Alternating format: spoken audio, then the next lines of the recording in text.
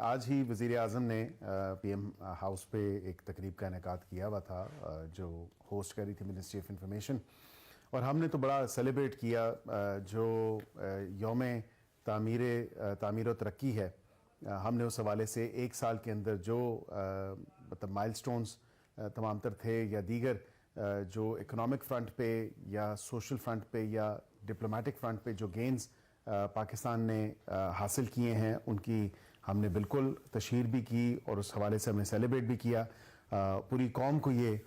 پیغام بھیجا کہ پاکستان الحمدللہ دوبارہ اڑان کے لیے تیار ہے، اور جو اقدامات اس پورے ایک سال میں اس حکومت نے اٹھائے ہیں وہ پازیٹیو اقدامات تھے، اور ان کے ثمرات انشاءاللہ آہستہ آہستہ ایک ایک کر کے وہ پوری قوم تک پہنچیں گے بھی، اور پہنچ رہے بھی ہیں۔ تو یہ تمام تر معاملات ہیں، لیکن دوسری طرف یا دوسری جانب اگر دیکھا جائے تو پی ٹی آئی یا تحریک انصاف کے جو لوگ ہیں وہ ہمیشہ سڑکوں کی سیاست کی، جو پروان چڑھانے کی بات ہے، یا جلاؤ گھراؤ کی سیاست یا اشتعال کی سیاست، اس حوالے سے وہ اپنا کوئی ثانی نہیں رکھتے، اور اسی حوالے سے انہوں نے 8 تاریخ کی جو کال دی ہے احتجاج کے حوالے سے،